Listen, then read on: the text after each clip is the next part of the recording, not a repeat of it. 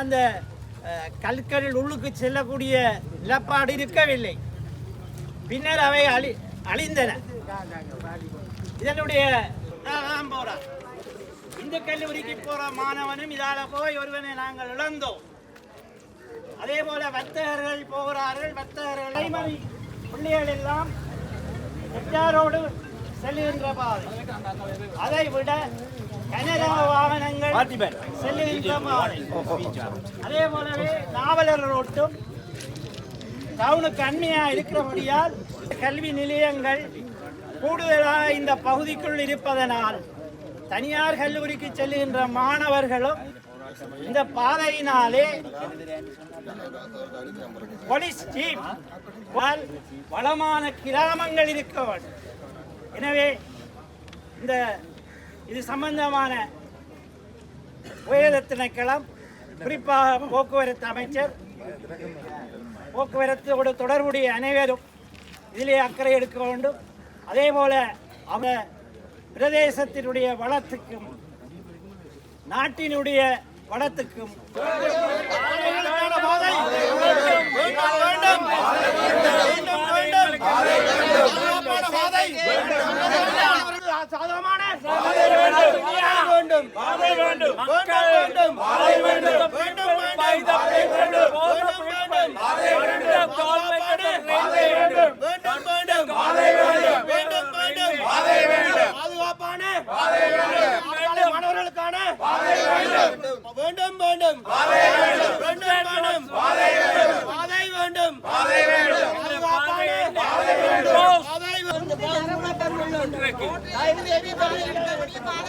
அடுத்த ஜெனரேஷனுக்கு பெட்ரோல் செலவே கூட்டுறீர்கள். புகை இயலாத பாதை, சின்ன பாதை, நெருக்கம். சின்ன பிள்ளைகளை நாங்களுக்கு விட்டுட்டு இருக்க முடியுமா? பாடசாலைக்கு இன்னில இருந்து கொலைச்சு ஒரு ஸ்கூல் எங்களை கேட்டுல போட்டிருக்கேன். வேண்டும்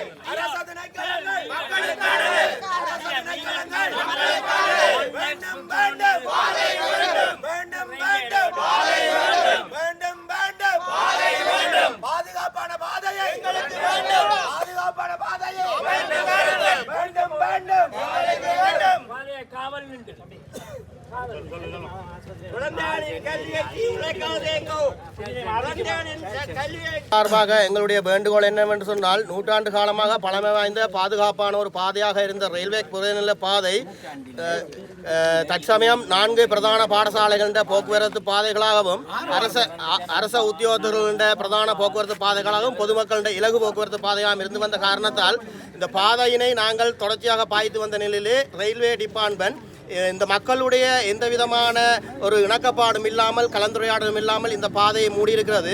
ஏற்கனவே இந்த ரயில்வே கடவை இருந்ததற்கான ஆதாரங்களாக இந்த ரயில்வே கரையின் இருபுறங்களும் உருக்கு அச்சினால் இடப்பட்ட ரயில்வே சம்பந்தமான எச்சரிக்கை பாதைகளும் இடப்பட்டிருந்தது.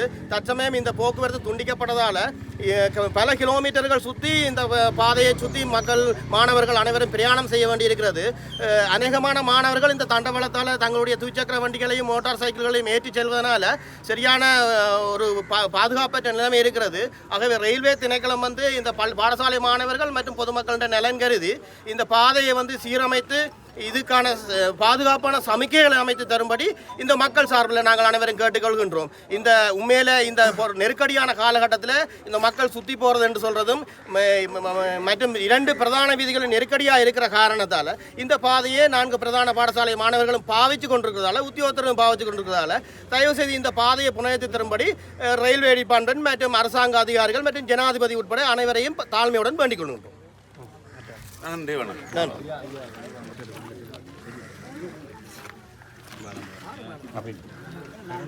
Good morning. All.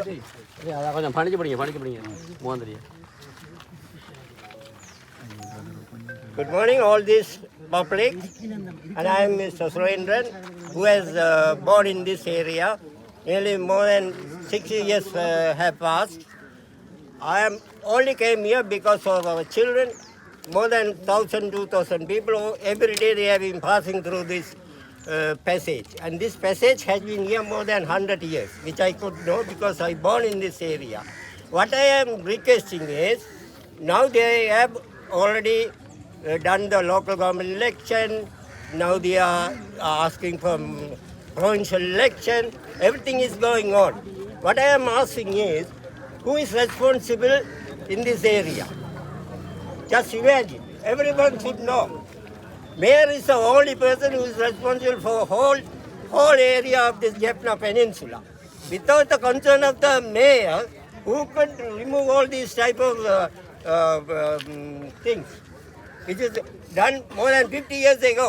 They should have asked the mayor first, then only they could do that, which they don't know. There are so many government servants are here, so many people are here. Why can't they do properly all these things? We are very proud of our Honorable President, who is a very nice person, who came from a very, very poor family. He is the president at the moment. He will definitely do this when they see this. What we are asking at the moment is, please kindly put a railway gate for this place. Because, those days, say about 100 years back, there wasn't any development or any international development or anything over here. But now the world has developed a lot. So putting up a railway gate is not a big problem.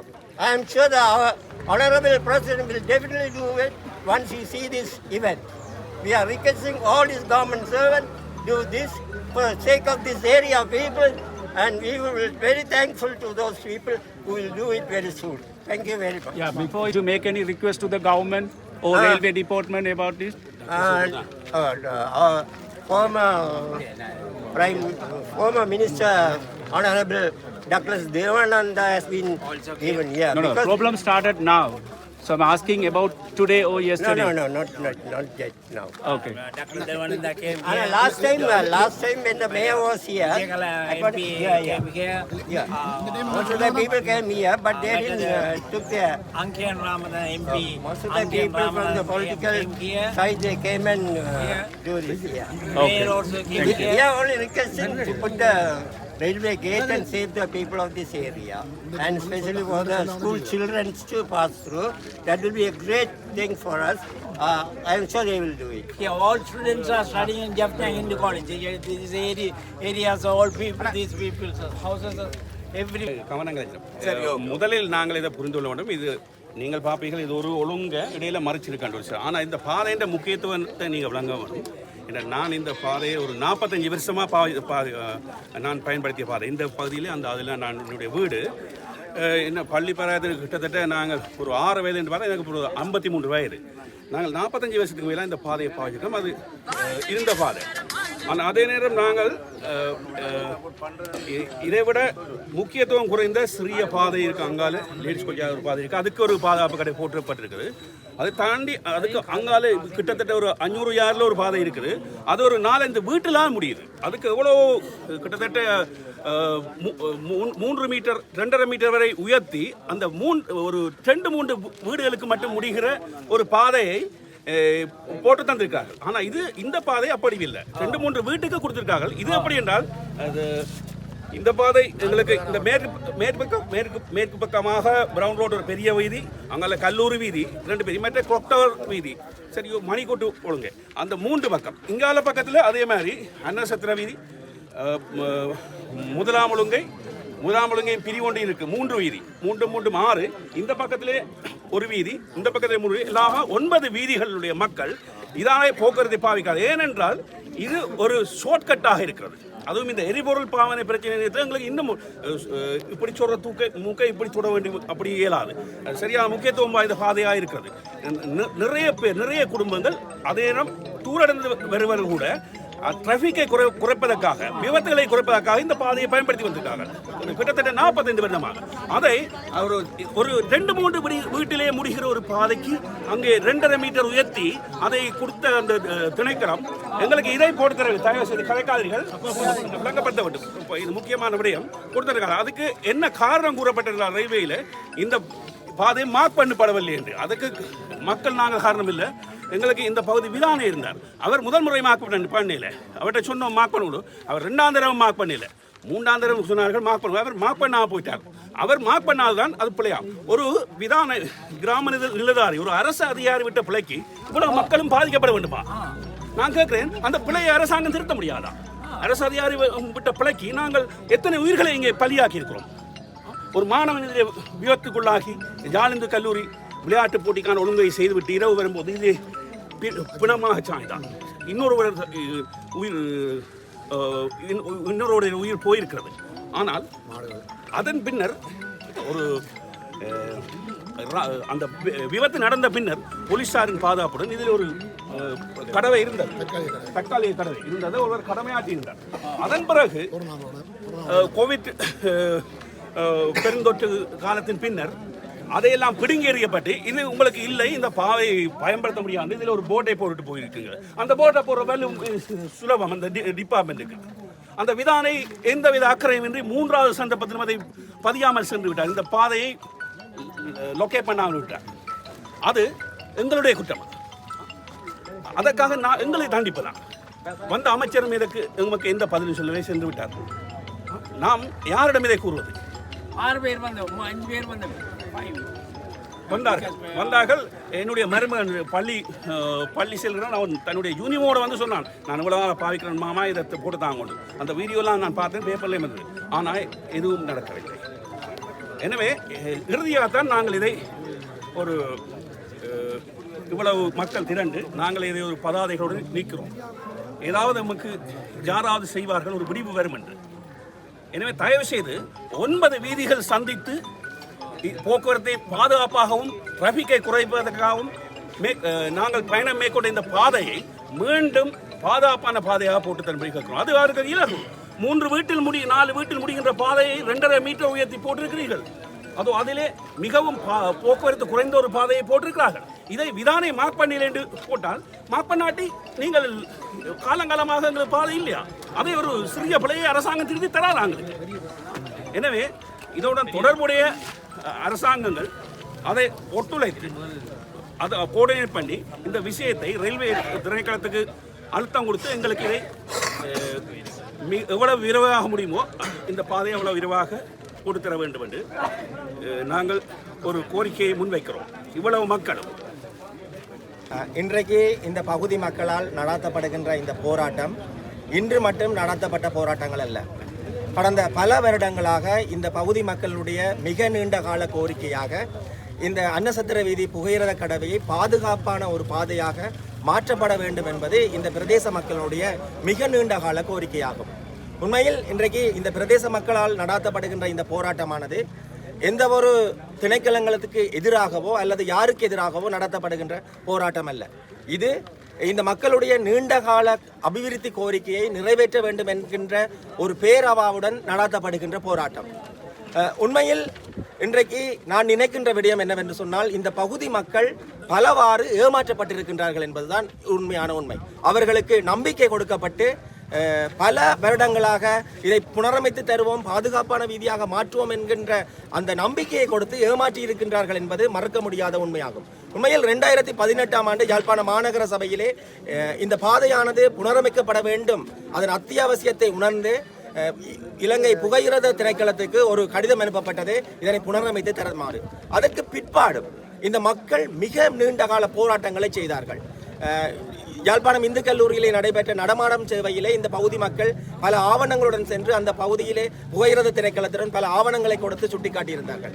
அதற்கு பிற்பாடு இங்கு புகையிரத திணைக்களம் 2 பேர்களை அமர்த்தி இந்த பாதையினுடைய முக்கியத்துவத்தை அறியும் முகமாக ஒரு ஆராய்ச்சி ஒன்றை செய்திருந்தார்கள். அதற்கு பிற்பாடு எமக்கு கூறியிருந்தார்கள், இங்கு பெல் அண்ட் லைட் எனப்படுகின்ற லைட்டையும் சவுண்டோடன் கூடிய ஒரு பாதுகாப்பான புகையிரத கடையை அமைத்து தருவதாகவும் அதற்கான நிதி ஒதுக்கீடுகள் இல்லை என்று கூறப்பட்ட போது அந்த நேரத்திலே யாழ்ப்பாண மாநகர சபை அதற்கான நிதி ஒதுக்கீடினை செய்வதற்கு முன் வந்திருந்தது.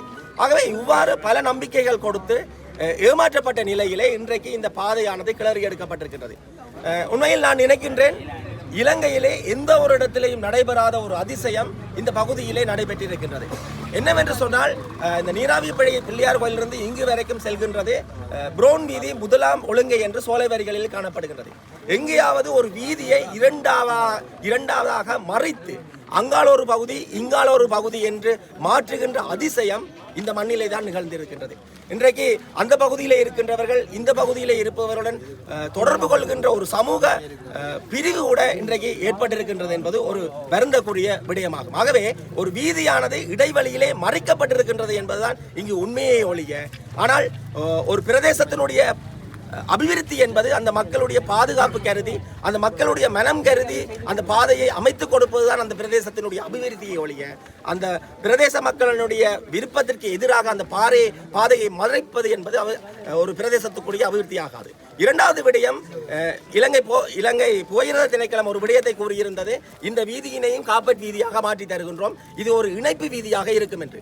ஆனால் அந்த காப்பட் வீதியாக யாழ்ப்பாண மாநகர சபை அதை அமைக்க வந்த பொழுது அது புகையிரத திணைக்களத்துக்கு சொந்தமான வீதி, அதனை காப்பட் வீதியாக மாற்றுவதற்கு நாங்கள் அனுமதி தர மாட்டோம் என்று வந்த பணத்தினையும் திரும்பி போவதற்கு அனுமதி அளித்து விட்டது. அதற்கு பிற்பாடு இந்த வீதி யாழ்ப்பாண மாநகர சபையினுடைய நிதியிலே போடப்பட்டது. இந்த வீதியை போடுகின்ற பொழுதுதோட இந்த வீதியை போட்டவர்கள் இலங்கை போலீசாரினால் கைது செய்யப்பட்ட நிலை கூட இருக்கின்றது. இந்த வீதிக்கு இங்கால் பக்கம் இருக்கின்ற வீதியை அவர்கள் போடாமலே தடை செய்திருந்தார்கள். அதற்கு பிற்பாடு இந்த பிரதேச மக்களுடைய ஒத்துசைவுடன் அது ஒரு கிரவல் வீதியாக மாற்றப்பட்டது. என்னுடைய கேள்வி என்னவென்று சொன்னால், ஒவ்வொரு திணைக்களங்களும் இந்த மண்ணிலே இருப்பது எங்களுடைய மக்களுடைய நலனொன்புக்காக, எங்களுடைய மக்களுடைய அபிவிருத்தியை முன்னெடுத்து செல்வதற்காக. ஆனால் இங்கு ஒரு பாதை போடுவதற்கு தடை செய்கின்றார்கள், அந்த மக்களுடைய வாழ்வியலை கொண்டு செல்வதற்கு தடை செய்கின்றார்கள். இவ்வாறு தடை செய்கின்ற இலங்கை புகையிரத போக்குவரத்து திணைக்களம் தான் இன்றைக்கு நாவக்குழியிலே தன்னுடைய காணியிலே ஒரு பௌத்த விகாரையை கட்டியிருப்பதற்கு அனுமதி கொடுத்திருக்கிறது.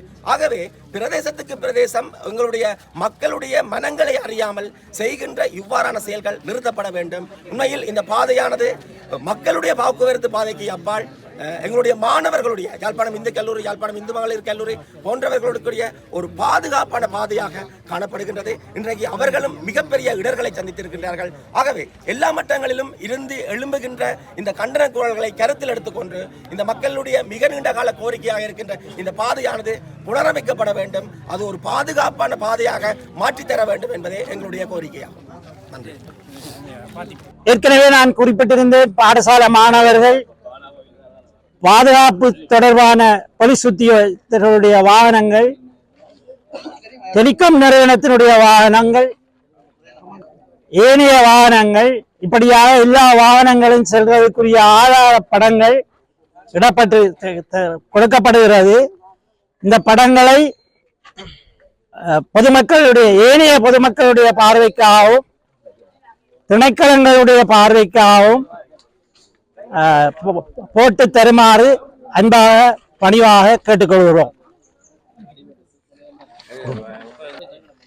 கிறிஸ்தவர்கள் இந்துக்கள் பயன்படுத்துகின்ற பாதை, ஆலயங்களுக்கு செல்வதற்கு உரிய பாதை, ஆலய சுற்றுப்பிரகாரத்தை வீதி உலா வருகின்ற பாதை, கிறிஸ்தவர்கள் தங்களுடைய தேவாலயங்களுக்கு போகின்ற சுருக்கமான பாதை. எனவே மதம் சார்ந்து சமயம் சார்ந்தும் இந்த பாதை முக்கியத்துவம் பெறுகின்றது. பேரவை பாதை மீளமைக்கும் போது 2014 ஆண்டு பேரவை பாதை உயர்த்தி அமைக்கப்பட்டதால் இந்த பாதை கடைப்பட்டதை ஒழிய அவர்கள் நிற்கின்ற மாதிரி இந்த பாதை பாதையாக இல்லாமல் கடைப்படையில. ஆகவே மாற்றம் என்று கோரி வந்த இந்த NPP அரசாங்கம் பழைய அரசாங்கங்கள் போல இல்லாமல் 2015 ஆண்டிலிருந்து நடைபெற்ற விபத்துக்கள் தொடர்பாக இந்த மக்கள் தொடர்ச்சியாக போராடி வருகின்றார்கள். அப்படி இருந்தும் பழைய அரசாங்கங்கள் எதையுமே கண்டுகொள்ளவில்லை.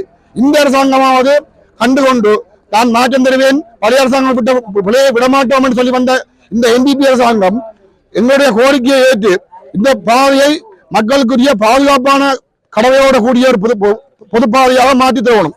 அதோட பழைய காலங்களில் என்ன தவறு விடப்பட்டிருக்கிறதை பற்றி எங்களுக்கு தேவையில்லை. மக்கள் கோருகின்றார்கள் தங்களுக்கு ஒரு பாதுகாப்பான பாதை தேவை.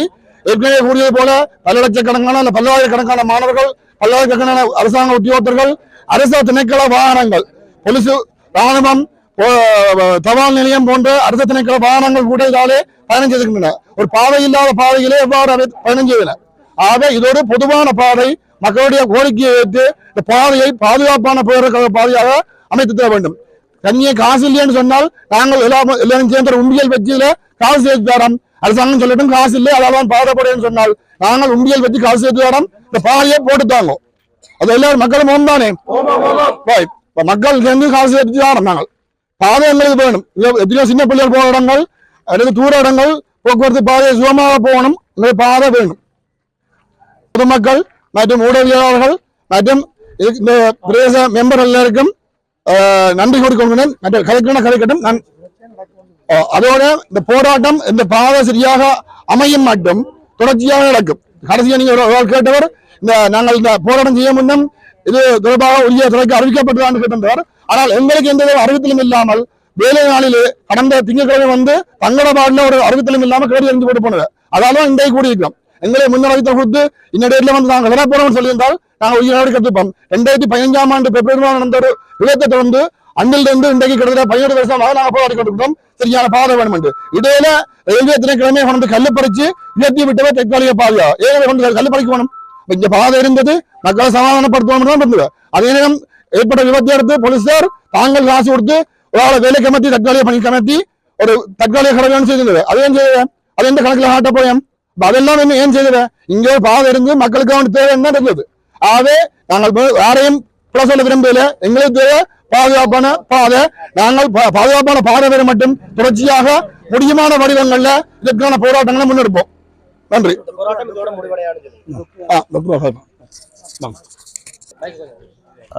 அனைவருக்கும் வணக்கம். நான் இந்த பிரதேசத்தில் வசிக்கின்றவன். எனது பெயர் நிஷாந்தன். நான் ஒரு இங்கே பிறந்து வளர்ந்தவன். ஏறத்தாழ நான் இந்த பாதையினூடாக எனது நினைக்கின்றேன். எனக்கு தெரிந்தே 45 வருடங்களாக இந்த பாதையினூடாக பயணித்துக் கொண்டிருக்கின்றேன். அதற்கு முன்னாலே கிட்டத்தட்ட 3, 4, 5 தலைமுறைக்கு மேலாக இந்த பாதை, இந்த பிரவுன் வீதி அடிப்படை அவ்வளவுதான். இந்த பிரவுன் வீதி முதலாம் இந்த ரயில்வே பாதை அமைக்கப்பட்டிருக்கிறது. இந்த பாதை ஏற்கனவே ரயில்வே பாதையாக இருந்த பொழுதிலும் பொதுமக்களுடைய பாவனை கருதி பொதுமக்கள் கட்டாயமாக இது மிகவும் ஒரு முக்கியமான பாதையாக இருந்த காரணத்தினாலே பொதுமக்களுடைய வசதி கருதி இந்த பாதையை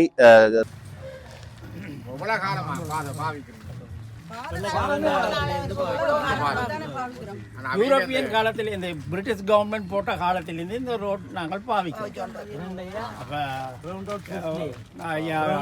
மகாநகர சபை மெயின்டெனன்ஸ் பண்ணி கொடுத்தோம்.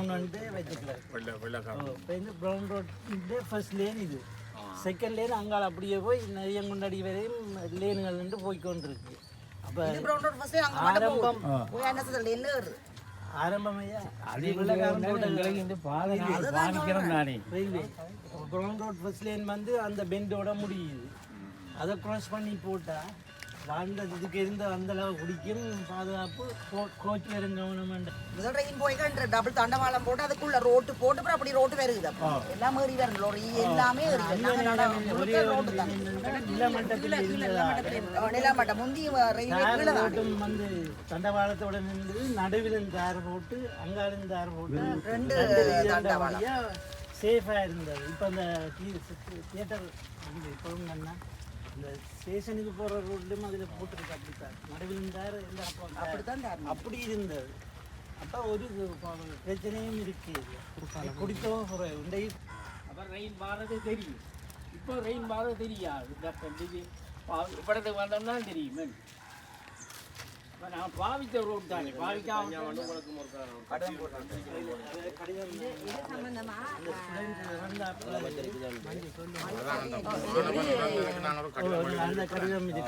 இது சம்பந்தமா பல தடவை நாங்க மாவட்ட மட்டத்துல ஒருங்கிணைப்பு குழு கூட்டத்துல பல தடவை கழிச்சது. நீங்களும் இருந்தீங்க அந்த கூட்டத்துல, அந்த டைம்ல எல்லாம் அந்த மினிஸ்டர் மாதிரிலாம் சொன்னது என்ன சொன்னா, எங்களுக்கு இது பின்னாடியில போட்டு தரமென்று சொல்லி ஒரு ப்ரொவைட் பண்ணினேன். போட்டு தரமென்ற அடிப்படையில் டெம்பரரியாக அதை போட்டும் விட்டது. காசும் கூட 25 லட்ச ரூபா நான் போட்டு ஆளரோட இந்த காய்ச்சி நாங்கள் அனைவரும் போனாங்க. அவர் இங்கே உள்ள அலெக்சாண்டர் இருக்கிற ரயில்வே டிபார்ட்மெண்ட் இன்ஜினியர், அவர் தான் இதுக்கு தொடர்ச்சி ஒரு முட்டுக்கட்டையாக காய்ச்சி கொண்டிருக்காரு. அலெக்சாண்டரோட நானும் காய்ச்சினேன். அவர் என்ன சொல்றாருன்னு சொன்னா, இதுல ஒரு கேட்டை போட்டாலும் அங்கே இருந்து துவங்குற நேரத்துல இருந்து இங்கே முடிவு இடம் தரேன் ஒரு 20 நிமிஷம் இப்போ எடுக்குதான் பூட்டி போட்டு திறக்க. இதோட போட்டா இன்னொரு 5-10 நிமிஷம் கூட்டினா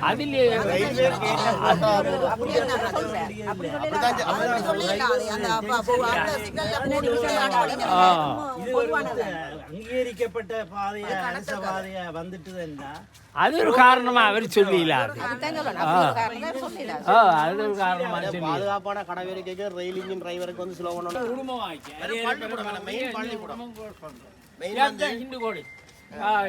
Yal Hospital, National, Northern East National, Yal Hospital, Nellur Govil. Governor அப்படிதான் சொல்றாரு. நாங்கள் இந்த நீராடி புள்ளியா கோயில் இந்த புள்ளியா எல்லாம் சுத்தி அடிச்சு போக மணிக்கூட்டு வீதியில இறங்கினா நாங்கள் 10 நிமிஷத்துக்கு Jaffna hospital back of the hospital. இப்போ நாங்கள் எப்படி போகணும்? சுத்தி தான் ஒரு கவர்மெண்ட் ஸ்டாஃப் கூட ஒரு பள்ளிக்கூட நேரத்தில் பிள்ளையை ஏற்றி விட்டுட்டு வரணும் மட்டும் வந்து அதுக்கு மாட்டம் பண்ணி அன்றைக்கி சாப்பிட்றதுக்கு நேரம் கிடைக்காது. ஏன்னா இதுக்காக தான் கூடுதல் எல்லாரும் எட்டாயிரத்துக்கு போகிறாங்க, கிண்டு பிரைமரி போகிறாங்க, கிண்டு லேடிஸ்க்கு போகிறாங்க, கிண்டு லேடிஸ் பிரைமரி போகிறாங்க, ஈவன் இந்த இதில் உள்ள அல்மார்க்கத்துக்கு போகிறாங்க. பாரம்பரியமா நாங்கள் இந்த குடிமக்கள் இருக்கிற கோயில்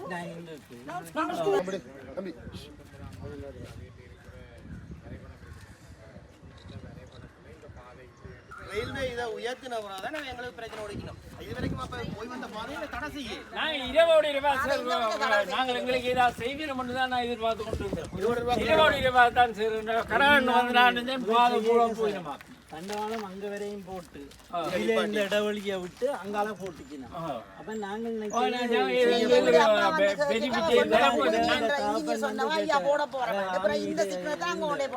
அவர் வந்து கேட்க சொன்ன கதையில் இது செய்ய போறோம். அதுல ஒரு கடை இருக்கு, அதுக்கு பக்கத்துல 20 மீட்டர் ஒரு கடை இருக்கு, அது பக்கத்துல ஒரு தனிப்பட்ட 20 மீட்டர் ஒரு கடை இருக்கு, அதுக்கு அங்கால ராமநாதன் கடை 4 கடை இருக்கு. இதுல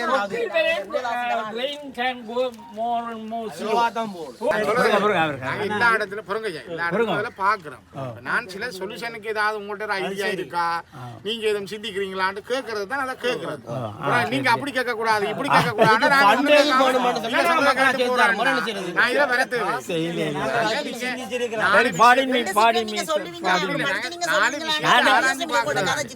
நான் ராத்திரி வந்த பையன்கள்ட்டையும் கேட்டேன். நான் இப்ப தச்சில ஒரு மோட்டார் சைக்கிள் போறதுக்கு மட்டும் போட்டா நீங்க சொல்ற மாதிரி ஒரு ஆம்புலன்ஸ் ஆகுது போகணும்.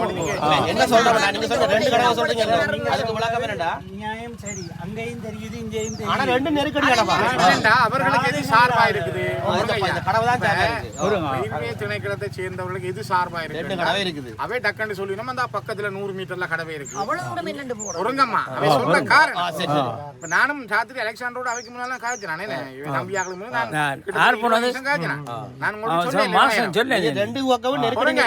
சொல்றத கேளுங்க. நான் உங்களோட ராத்திரி அவரோட காய்ச்சேன்றதை சொன்ன நான் அவ்வளவு நான் உங்களோட கருத்தை கேட்கிறேன். நான் ராத்திரி வந்த தம்பிமாரோட இருந்து நான் அவரோட 20 நிமிஷத்துக்கிட்ட காய்ச்சினேன். அவர்கிட்ட கருத்து எல்லாத்தையும் நானும் கேட்டேன். அப்ப நான் ஏன் கேட்டேன், அவரும் என்ன சொல்றாருன்னு பார்த்தேன். அது மாதிரி இப்ப இப்போ அம்மா கேட்டவா எடுக்கட்டா அவரோட கதைக்கலாமா நான் அவரோட இரவு கதைச்சிட்டேன். இப்போ நானும் உங்களோட பக்கத்தில் நீங்கள் என்னத்துல ஸ்ட்ராங்காக இருக்கிறீங்க, உறுதியா இருக்கிறீங்களா, இல்ல நீங்க தளர்ந்து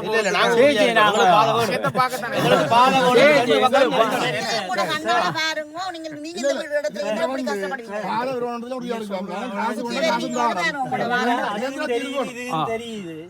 கண் பார்வை இல்லாத ஒரு ஆள், காதுகளா வயது போன ஒரு ஆள் ரெண்டு நெருக்கடியான சார். அதான் மெயின். அரசரி ரோடு பள்ளிக்கூடத்துல நெருக்கடி, இங்க தனியார் நெருக்கடி. ஒன்றும் அகலிக்கப்படாத பாதை. எல்லாம் என்னால முடிஞ்ச அளவுக்கு நான் இதுக்காக 100 முடிஞ்ச முடியும் இல்லையான்னு சொல்றாங்க. தலப்பா கட்டி விடக்கூடாது. தலப்பா கட்டியா நாங்கள் 5-6 பேரை கூடிய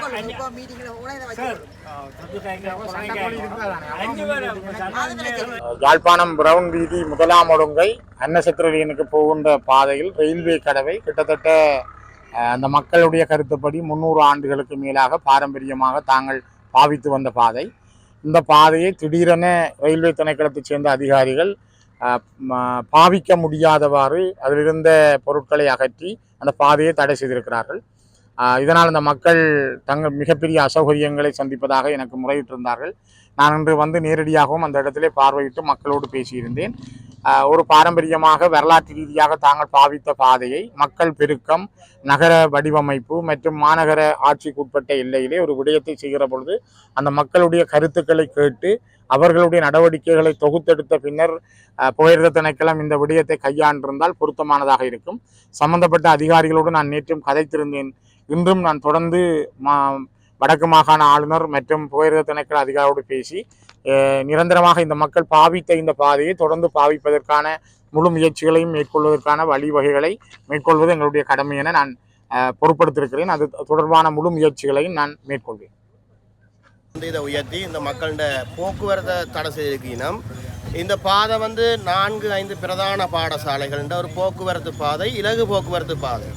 எப்படின்னு சொன்னால் யாழ் இந்து கல்லூரி, இந்து மகள் கல்லூரி, இந்து மகளிர் ஆரம்ப பாடசாலை, இந்து கல்லூரி ஆரம்ப பாடசாலை, சன்மார்க்க வித்தியாலயம் போன்ற பாடசாலைகளுக்கு இரு பாதைகளும் இடைஞ்சலாக இருக்கின்ற காரணத்தினால் இந்த பாதைகளால் இலகுவாக கிட்டத்தட்ட அரியாலையில் இருந்து யாழ்ப்பாணம் வரும் வரைக்கும் இலகுவாக போய் வரக்கூடிய ஒரு பாதையாக இந்த பாதை அமைஞ்சிருக்குது.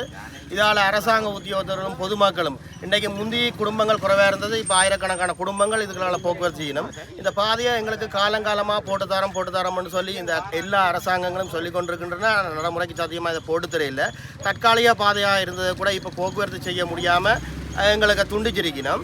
இந்த வீதி வந்து புரோன் வீதி 1ஆம் ஒழுங்கை அங்கால நீராவியடி பிள்ளையார் கோயிலிருந்து இங்கால தொங்கல் வரைக்கும் புரோன் வீதி 1ஆம் ஒழுங்கை என நாங்கள் இன்று வரைக்கும் சோழவரியில் கட்டிக்கொண்டு வரோம். திடீரென இந்த ரயில்வே திணைக்களம் குறுக்காக வீதியை போட்டு உயர்த்தி இதை பாவிக்க முடியாதுன்னு சொல்லி ஒரு இணைப்பு வீதி அப்படின்ற ஒரு கருத்தை முன்வைக்குது. ஆனால் இதனால் இந்த மக்கள் மருத்துவத்துக்கு கூட ஒரு 2-3 கிலோமீட்டர்கள் சுற்றி செல்ல வேண்டிய ஒரு துப்பாக்கி நிலை இருக்குது. அவர்கள் 2 பக்கமும் பாரிய கடவை இருக்குது, பிரதான வீதிகள் இருக்கின்ற காரணத்தை சொல்லிக் கொண்டிருக்கிறார்கள். அதிலே ஒரு பக்கத்தில் பார்த்தீங்கன்னு சொன்னால் 2 பிரதான பாடசாலைகள், இந்து மகளிர் கல்லூரி, ஹிந்து பிரைமரி மற்றும் இந்தியாவில் நாவலர் ரோட்டை பார்த்தீங்கன்னா தனியார் கல்வி நிலையங்கள் நிறைந்து காணப்படுகின்றன. இந்த மதிய நேரங்களில் அரசாங்க உத்தியோகத்தர் கூட தங்களோட உணவு நேர இடைவெளியில் தங்களுடைய பிள்ளைகளை அழைத்து செல்வதற்கு கூட அவர்கள் வந்தால் பிரயாணத்தின் நேரம் எடுக்கிறது காரணத்தினால அவர்கள் தங்களுடைய பிள்ளைகளை அவசரமாக விட்டுட்டு உணவருந்த முடியாமல் கூட தங்களுடைய பணிக்கு செல்லக்கூடிய நிலைமை காணப்படுகிறது. ஆகவே இந்த மக்களின் அனைவருடைய வேண்டுகோளை முடங்கி ஆயிரக்கணக்கான மாணவர்களும் பொதுமக்களும் பாதிக்கிற இந்த பாதையை அரசாங்க அதிகாரிகளும் திணைக்கள அதிகாரிகளும் ஜனாதிபதிகளும் எல்லாரும் கவனத்தில் எடுத்து இந்த பாதையை போட்டு தரும்படியும் பாதுகாப்பான ஒரு பாதையாக பெல் அண்ட் லைட்டோட ஒரு பாதுகாப்பான பாதையாக போட்டு தரும்படி தாழ்மையுடனும் இந்த மக்கள் சார்பில் அன்பாகவும் கேட்டுக்கொள்வோம். இப்போ எங்களுடைய அப்பாண்டைய அம்மா 1901ஆம் ஆண்டு பிறந்தவா. அவாண்ட 7 வயதில் இதனால் ட்ரெயின் போனது. எங்களுடைய அப்பாண்ட அம்மாண்ட காலத்துக்கு முதலே இந்த ரோட்டு இருக்குது. இப்போ 300 வருஷம்னு சொல்லலாம். எங்களுடைய அப்பாச்சி இந்த தாயும் 87 வயது 90 வயதில் செத்தவா. எங்களுடைய அப்பாச்சி 87 வயது. பட் எங்களுடைய அப்பா இப்போ 87 வயதில் இறந்துருப்பார். அப்போ 300 வருஷத்துக்கு மேலால் உள்ள ரோட்டில் இப்போ தண்டவாளத்தை போட்டு முதல் தண்டவாளம் இருந்தது. 2 ட்ராக் போட்ட தண்டவாளம் ரோட்டு போட்டு இருந்தது. அப்போ ப்ரௌன் ரோட் பஸ்ஸே அங்கே மட்டும் போகுது, அங்காலையும் போகுது, இங்காலையும் போகுது. இங்காலைய அப்பா அம்மாண்ட வீடு, இங்கால எங்களுடைய அம்மா மாண்ட. நான் புதுக்க சொல்லல பாதை விட சொல்லி புதுக்க கேட்கல. எல்லாரும் நாங்கள் புது பாதைன்னு சொல்லி நம்ம இது புது பாதை இல்லை, புது பாதை இல்லை. அப்போ என்ன செய்யறது? எப்படி தண்டவாளம் போட்டதால எங்களுக்கு பெரிய கஷ்டமாக இருக்குது. பிள்ளைகள் பள்ளிக்கூடம் போக வர சரியான கஷ்டம். இது இவ்வளோ கஷ்டப்பட்டு கொண்டு இருக்கோம். இந்த தண்டவாளத்திற்கா போட்டு தர சொல்லி கேளுங்க. இந்த மக்களுடைய மிக நீண்ட கால போராட்டம் இந்த அன்னசத்திர வீதி, புரோன் வீதி ரயில்வே கடவையை பாதுகாப்பான ஒரு கடவையாக மாற்ற வேண்டும் என்பது. உண்மையில் இது இல்லாத ஒரு விடயத்தை அவர்கள் கேட்கவில்லை. இந்த பிரதேச மக்கள் தங்கள் சக்திக்கு அப்பாற்பட்டு எவ்வளவு முயற்சி செய்ய முடியுமோ அவ்வளவு முயற்சிகளையும் இந்த இலங்கை அரசாங்கத்திலே இருக்கின்ற எல்லா அரசியல்வாதிகளிடமும் எல்லா உயர் அதிகாரிகளிடமும் இந்த பாதையை புனரமைத்து தர வேண்டும் என்கின்ற கோரிக்கையை கடந்த காலங்களிலே விட்டிருந்தார்கள். அதற்கு பிற்பாடு பல போராட்டங்களை இந்த மக்கள் புரிந்திருந்தார்கள். ஆனால் இந்த மக்கள் எந்த ஒரு அரசியல் கட்சிக்கு எதிராகவோ அல்லது அரசாங்கத்துக்கு எதிராகவோ போராடவில்லை. தங்களுடைய நியாயமான கோரிக்கை இந்த மண்ணிலே நிகழ்ந்து வரும் என்ற ஒரு நம்பிக்கையின் அடிப்படையில் தான் இந்த நீண்டகால போராட்டங்களை செய்து வருகின்றார்கள். உண்மையிலேயே நான் குறிப்பிட்டு சொல்ல வேண்டும் என்றால், இந்த புகையிரத திணைக்களம் இந்த மக்களுக்கு நம்பிக்கை ஊட்டி இந்த பாதையை நாங்கள் புனரமைத்து தருகின்றோம் என்ற நம்பிக்கையை கொடுத்து அதை முற்றுமுழுதாக ஏமாற்றி இருக்கின்றது என்பதுதான் இங்கு மிக முக்கியமான கருத்தாகும். உண்மையில் இந்த பிரதேசத்தில் இருக்கின்ற புகையிரத பாதை செல்லுகின்ற பக்கத்து வீதிகளை கூட புனரமைப்பதற்கு ரயில்வே திணைக்களம் அனுமதி அளிப்பதில்லை. ஒரு மண் வீதியாக மாற்றுவதற்கு கூட ரயில்வே திணைக்களம் அனுமதிகளை வழங்கவில்லை. அவ்வாறு மீறி அந்த வீதிகள் புனரமைக்க போகின்ற பொழுது போலீசாரினால் கைது செய்யப்பட்ட நடவடிக்கைகளும் இந்த மண்ணிலே நிகழ்ந்திருக்கின்றது. உண்மையிலே மக்களுடைய மனமறிந்து மக்களுடைய வாழ்வியலை மேம்படுத்துவதற்குத்தான் ஒரு அபிவிருத்தி திட்டமானது. ஆனால் அந்த அபிவிருத்தி திட்டம் புகையிரத திணைக்களத்தினால் இங்கு தடை செய்யப்படுகின்றது என்பது மிக முக்கியமான கருத்து. அதே நேரத்தில் இன்னொரு விடயத்தையும் சொல்லுகின்றேன். இதே புகையிரத திணைக்களம் தான் நாவக்குழியிலே தன்னுடைய காணியிலே ஒரு பௌத்த விகாரையை கட்டுவதற்கும் அனுமதி அளித்து அங்கு கட்டப்பட்டிருக்கின்றது என்பது குறிப்பிட்டது. ஆகவே மக்களுடைய அத்தியாவசிய தேவையான வீதிகளை புனரமைப்பதற்கு தடுத்து கொண்டு இவ்வாறு ஒரு விடயங்களை செய்வது என்பது புகையிரத திணைக்களத்துக்கு ஒரு ஒவ்வாத காரியமாகும். ஆகவே இந்த மக்களுடைய மிக நீண்ட கால கோரிக்கையான இந்த வீதியானது புனரமைத்து தர வேண்டும். அது புனரமைத்து தரும் வரை இந்த மக்கள் தங்களுடைய போராட்டங்களை பல்வேறு வகையிலே முன்னெடுப்பார்கள் என்பது உறுதி. மக்களுக்கு இந்த புகையிரத பாதையை நாங்கள் பாதுகாப்பான கடவையாக மாற்றி தருகின்றோம் என்று கூறிக்கொண்டு வந்த நிலையிலே கடந்த திங்கட்கிழமை இந்த பாதையை முற்றுமுழுதாக இலங்கை புகையிரத திணைக்களம் தடை செய்திருக்கின்றது. மக்களுடைய எந்த ஒரு கருத்துக்களையும் கேட்காமல், மக்களுக்கு எந்த விதத்திலும் அறிவிக்காமல் திடீரென்று ஒரு வாகனத்திலே போலீஸ் பாதுகாப்புடன் வந்து இறங்கி இந்த பாதையை தடை செய்திருக்கின்றார்கள்.